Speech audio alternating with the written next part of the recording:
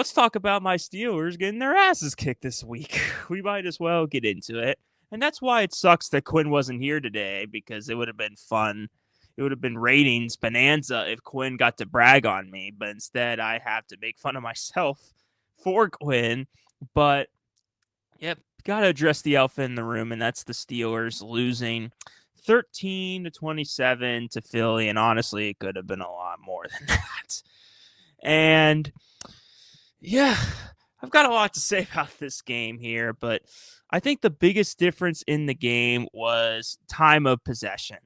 I think that's what made the biggest difference. Eagles held the ball for almost 40 minutes to us holding it for 20. So they pretty much doubled us in terms of time of possession. I mean, there was a moment that I got so mad at Tomlin when it was a 4th and 7 at like their 45 or in their territory, and he decides to punt the ball. And guess what? We didn't get the ball back afterwards. The Eagles just kept getting first downs and chewed out the clock and beat us.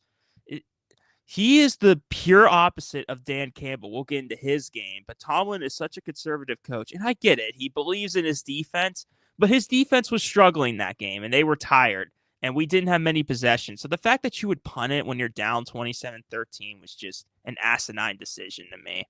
Like, I don't understand why you do that.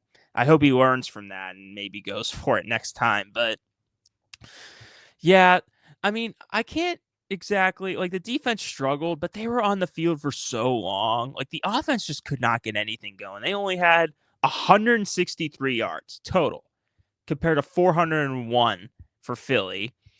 Only 56 rushing yards, only 107 passing yards. We only had about 2 good possessions, and we forced a few turnovers off the punt, fumble, and then the TJ Watt strip sack hurts. And again, we couldn't take advantage of that. There were costly mistakes. And I mean, just trying to get my train of thought here. I mean, no, number 14 sucks. Not having Pickens is bad. But it worries me that if no Pickens just completely destroys this offense against legit teams, that worries me. That worries me because we don't know like the extent of his injury, how much longer he's going to be out for. So if we struggle without him against good teams, I just don't know how this team's going to do going forward. And honestly, what lost us the game when we had all the momentum was the Najee fumble. And it sucks. It's his first fumble of the season. Just the way he fumbled too, just dropping the ball off a toss.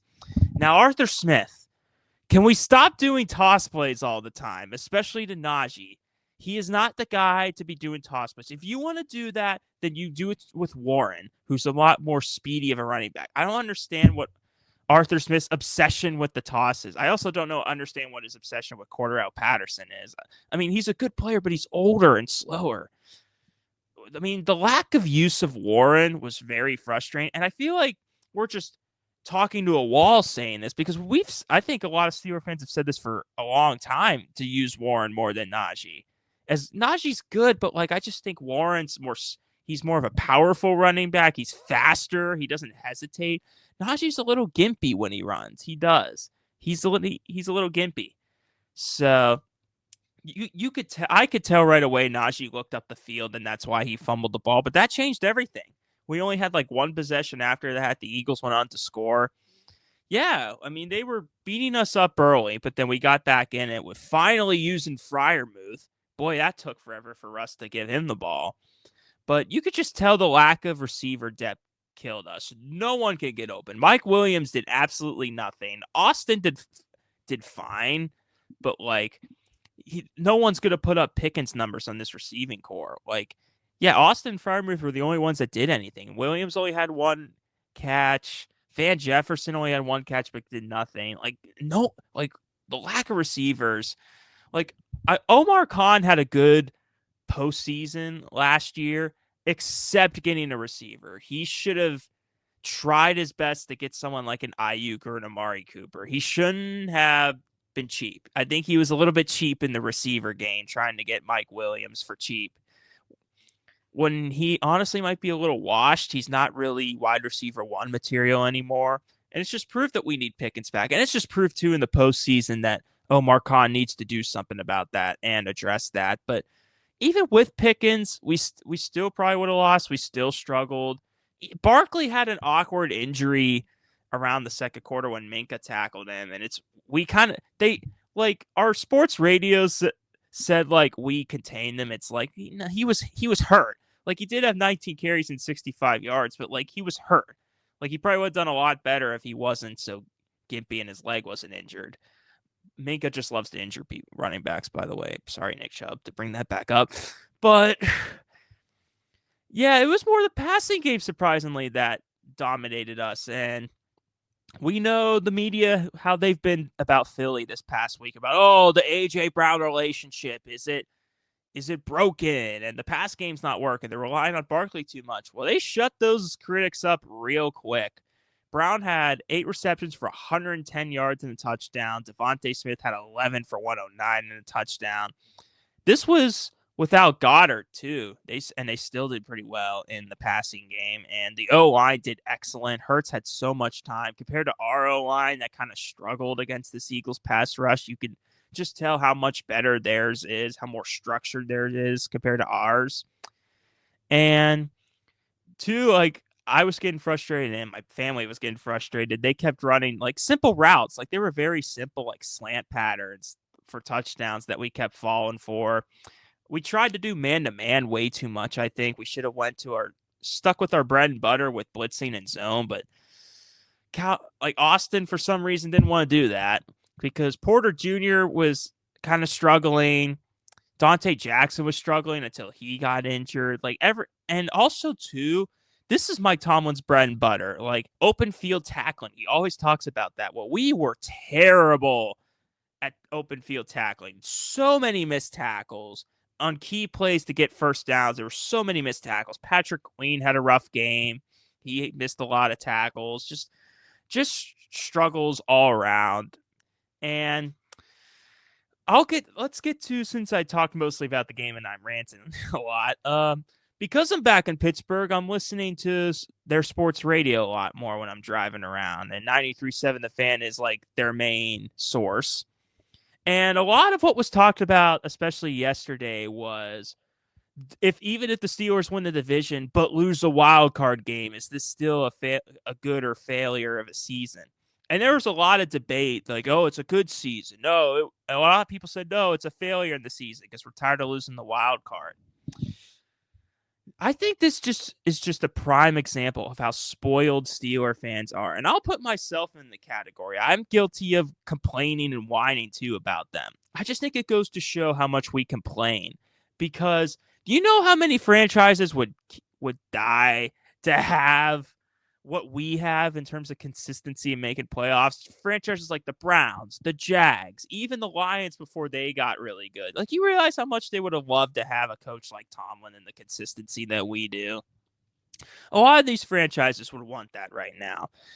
And if you want my 2 cents, I think if we win the division but lose in the wild card, will it sting? Yes. Is it a failure of a season? No, it's not a failure of a season. Because preseason, we had such low expectations. So many people, myself included in preseason predictions, had us in last place in the division. Everyone was saying we are the weakest roster, the weakest team. Tomlin's above 500 record's going to break.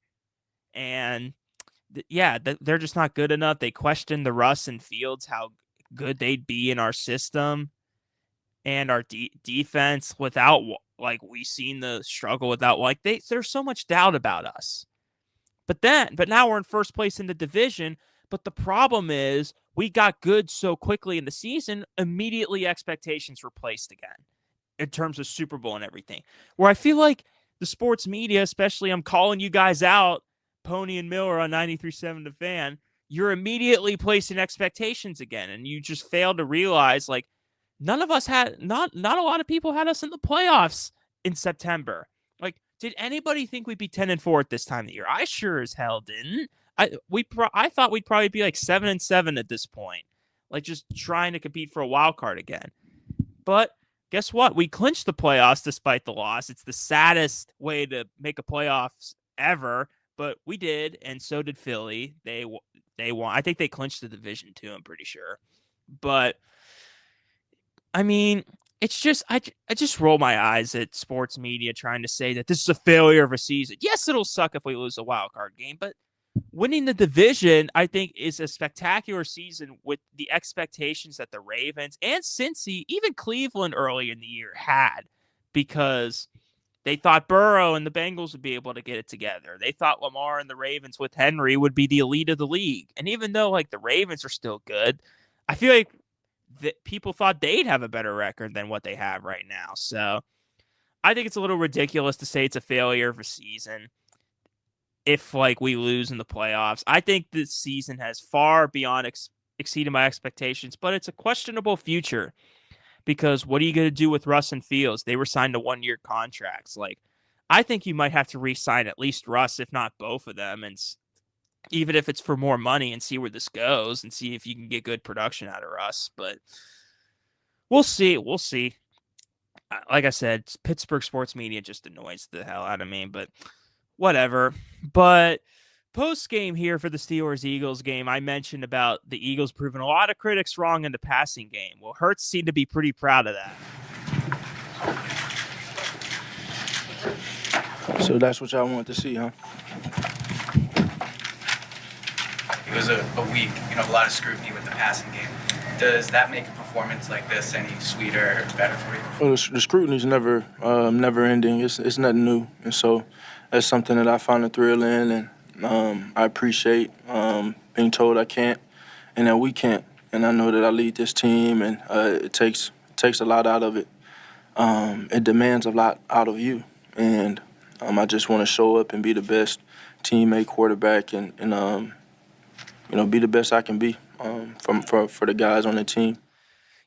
I mean, I don't blame Hurts for kind of clapping back, being like, that's what y'all wanted to see. He's very stone-faced, too. The dude's very emotionless in post-game interviews, but they proved him wrong. And that just shows how dangerous they are. Now that it seems like they fixed their passing game, as long as Saquon can get back to 100%, this team is deadly. This team is dangerous. They're potentially, if not the best team in the league. We'll get to power rankings in a little bit to see if they are number one in my list. But let's go to the other side and see Mike Tomlin's post-game press conference on him discussing some certain aspects of the game. And also, too, I almost forgot to mention, TJ Watt suffered a little scary injury in the game. So here's him discussing all that. The penalty going in that forced us to settle for a field goal. We turned the ball over on the short field and got no points. And there were several possession downs on defense where we had opportunities to tackle ball carriers in the flat, and we missed those tackles, and that produced extended drives and thus points. And so that's life in our business. It's not anything mystical. It's very fundamental. We got to play discipline. We got to secure the ball. We got to tackle. And we didn't do some of those fundamental things well enough tonight to secure victory. And so although it sucks, man, we learn and we proceed and move forward. From a health standpoint, Justin Fields, man, had an abdominal injury. Don't know the extent of that. On that slide, he injured his abdominal. Dante Jackson had a back injury, wasn't able to return. And TJ had an ankle. I think that can be described as a low ankle at this juncture, but I have more information for you the next time we get together. And we do have more information here, right, on the DQ frenzy. Ray Fittipaldo, I apologize if I said his name wrong, from the Pittsburgh Post-Gazette posted that TJ Watt is walking around rather comfortably after suffering a lower ankle injury against the Eagles. Tomlin this week said he's optimistic about his availability based off what he's seen, and they're going to formulate a plan for increased participation. You know how Tomlin loves to say big words in press conferences. And he also said a funny quote saying, all healthy players will play. So, I mean, I don't know if they're going to rush Watt back because they don't want him to sustain a significant injury, but this game is a significant game. This is literally for the division. Every other AFC team clinched the division except the AFC North, and it comes down to this. And if we don't beat Baltimore, then it's going to come down to the KC game, and we'd have to hope the Texans kind of help us out.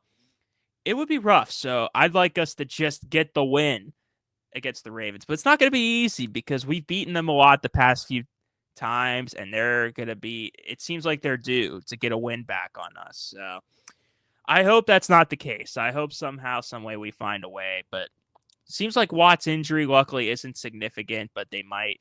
I'm not sure if he's going to play this week. It's a little in question, but we'll see. But that's enough about that game.